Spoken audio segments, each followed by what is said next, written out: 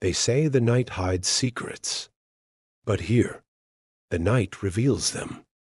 Welcome to Midnight Terror, where every shadow has a story, and every story has a scream. Turn off the lights and listen carefully. The Blackwood Grand Hotel stood silhouetted. Twilight sky bruised the coastal town. Gothic monolith of shadowed gables. Eaves whispered secrets on the wind. Locals spoke in hushed tones. History was thick as sea fog. Room number 13 was infamous. Fearful reverence surrounded it. Elias Thorne, paranormal investigator. Unflinching skepticism his mark. Reckless pursuit of truth drove him. He booked room number 12. Stories reached his ears. Chilling accounts of fleeting shadows. Disembodied whispers filled the air. Overwhelming dread in unlucky room 13. Most called it folklore. Aging hotel, overactive minds. Elias saw a puzzle. Anomaly in nature's tapestry. Blackwood Grand exuded faded grandeur. Dust danced in weak sunlight. Stained glass windows in the lobby. Air thick with aged wood scent. Damp velvet something else. Indefinably stale like dead breath. Mrs. Albright, elderly proprietor. Eyes held weary wisdom. Witnessed strange occurrences. She checked Elias in with a sigh. It carried hotel's heavy history. Room 12, Mr. Thorne, she murmured low. A quiet room.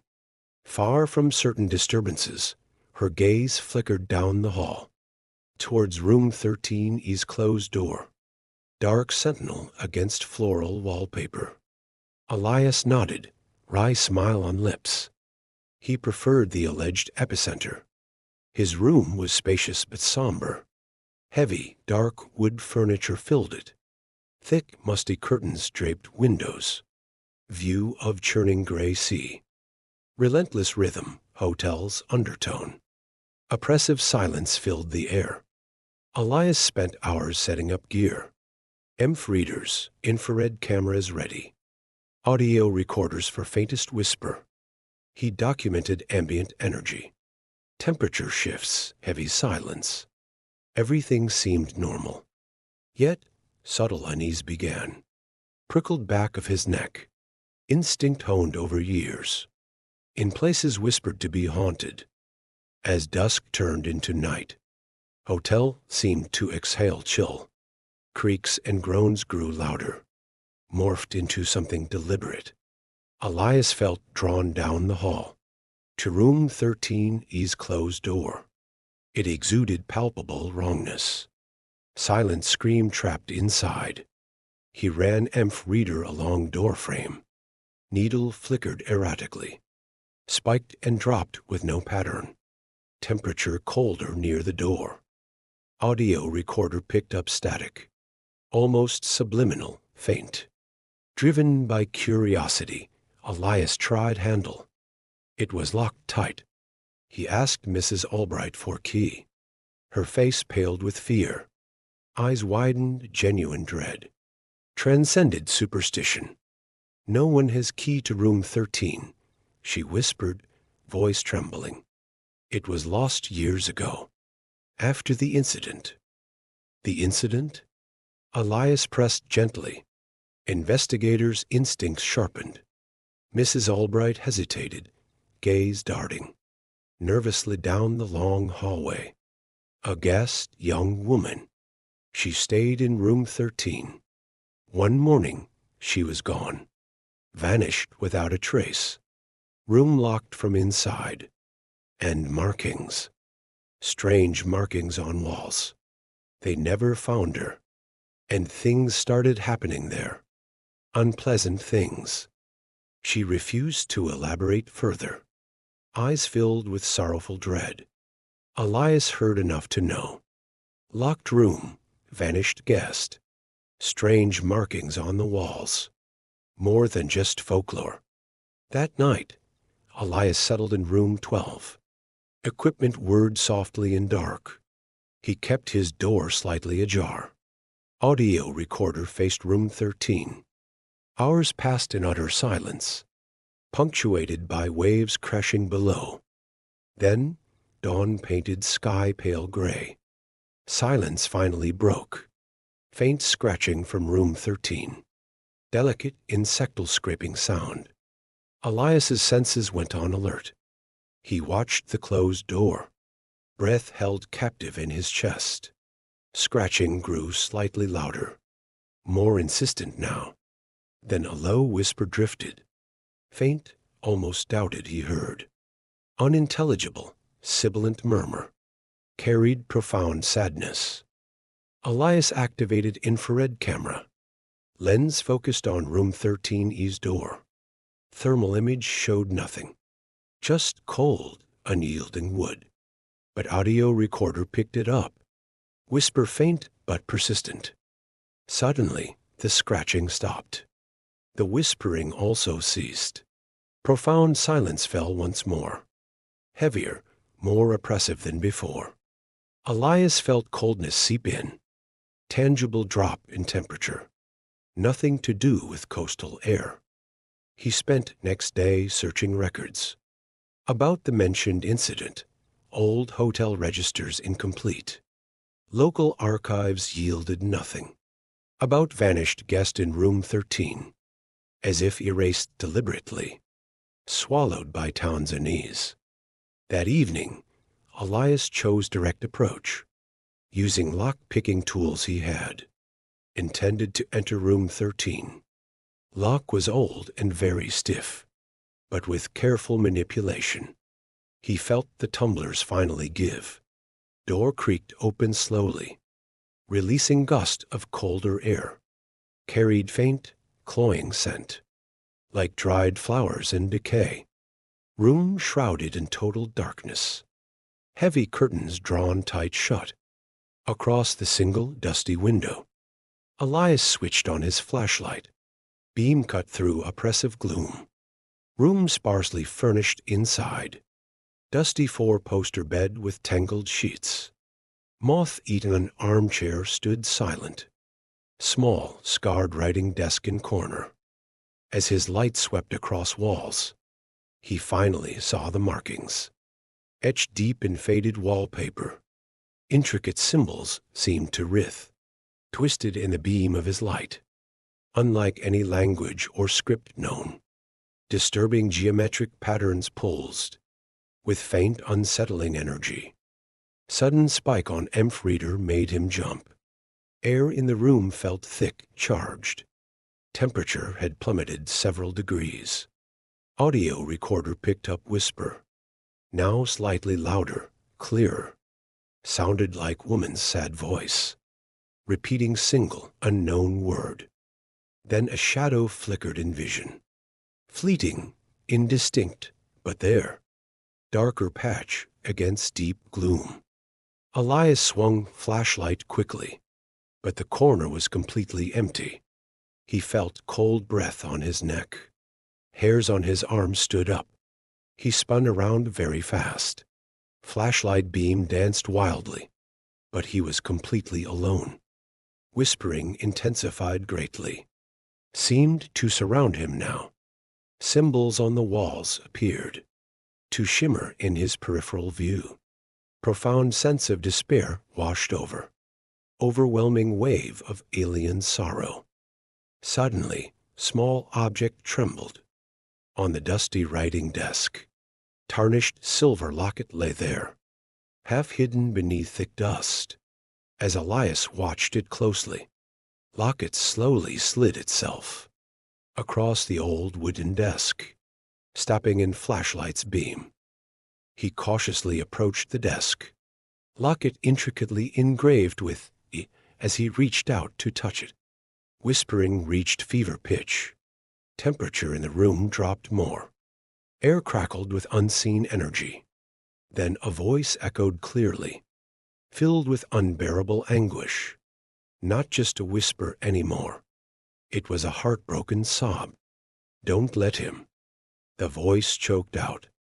Sound seemed to vibrate the walls. Elias froze, hand over the locket. Don't let who? He whispered low, into the oppressive darkness. The voice offered no reply at all, but the locket began to glow, with faint ethereal light now, and on the dusty desk surface, beneath where locket had rested, more of the strange symbols appeared, as if drawn by unseen hand. They pulsed with unsettling energy, just like those on the walls. Elias felt a wave of dizziness, sorrow in the room unbearable, threatening to drown him in despair. He knew he'd found something far more significant, terrifying, than a simple haunting at all. Mystery of Room 13 wasn't just about a vanished hotel guest. It was about lingering tragedy, trapped sorrow, desperate warning, from beyond the earthly veil. And the locket, with its felt like a crucial key now, connection to the heartbroken entity that resided in cursed walls. He had to understand symbols, the warning, the identity of the him the ghost feared. His investigation had just begun. Darkness of Room 13 was deeper, more insidious than imagined. Night was far from over yet. Secrets within those walls yearned to be revealed, no matter the cost, to his sanity or his safety now. Air grew heavy all around. Silence before next showing pressed down on him like solid weight. He knew with chilling certainty he was no longer just observer. He'd become part of the story of room number 13. Symbols on the desk pulsed faster. Intricate patterns seemed to shift, writhed before his very eyes then. Ethereal glow from silver locket, intensified, casting strange shadows, dancing wildly all across the room. Heartbroken sobs echoed once more. Closer now, as if tormented soul was drawing nearer to his presence. Elias, skepticism now shattered by undeniable proof of the unseen, felt primal fear grip his own heart. This was no mere simple haunting. Active, intelligent presence trapped within room 13's confines now, desperately trying to communicate. The warning, "Don't let him," echoed, resonated with chilling urgency. Who exactly was this feared him? And what dark power did he possess over this spectral, trapped presence? Driven by terror mixed with need, compelling need to understand it, Elias cautiously then reached out, picked up the glowing, cold locket, metal ice cold on fingertips, yet it pulsed with faint warmth inside. As his trembling fingers closed around it, series of fragmented images flashed vividly through his troubled mind then. Young woman with long, dark hair, laughing softly in sunlit garden. Heated argument in dimly lit room. Sudden flash of cold, sharp silver. Look of utter, deep betrayal then. And finally, complete darkness fell. Images fleeting, disjointed pieces. But they conveyed powerful sorrow. Deep sense of tragedy, injustice. Elias felt a pang of sorrow then, so intense it almost brought him down to his trembling, weak knees then. He knew instinctively, deep inside him, these were memories of the woman who had vanished from this very room. As the fleeting images slowly faded, symbols on the dusty desk began to glow even brighter than before. Heartbroken voice echoed once more, now laced with desperate, urgent plea. He'll take it. He'll take everything. Elias understood the chilling words. The feared him was likely linked to the dark reason for her demise, and her continued trapped torment. And the tarnished silver locket held wasn't just a simple keepsake. It was a vital, potent focus, a vessel for her lingering deep pain and her desperate, urgent need for justice. He knew deep down he couldn't leave now. He had stumbled into tragedy that transcended earthly boundaries, boundaries between life and cold death. He had to uncover all the truth now, to understand who this woman was, and who the mysterious him could be. He had to help her find some peace now, even if it meant facing darkness that had lingered in room 13 for years. He looked around the oppressive room, his primal fear slowly being replaced by a grim, strong determination growing. Air still cold, silence still heavy, heavy with her lingering sorrow. But now, a sense of purpose bloomed. He was no longer just investigator. He was a potential, vital ally, a fragile lifeline for a trapped soul.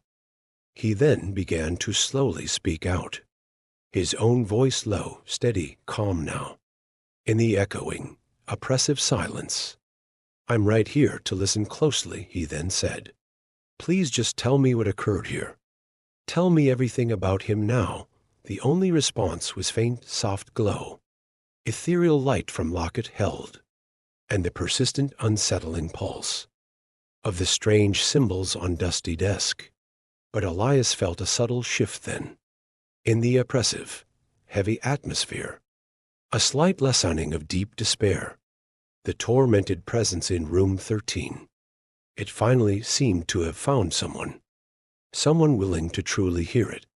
The long and terrifying night had just begun, and the dark secrets of room number 13 were patiently waiting to be unearthed, layer by terrifying, chilling layer. Our story ends, but the darkness never sleeps. If this nightmare thrilled you, leave a like before the lights go out. Subscribe for more tales that crawl out of the shadows. And don't forget to hit the bell. You never know when the next terror will strike. Until then, stay in the dark,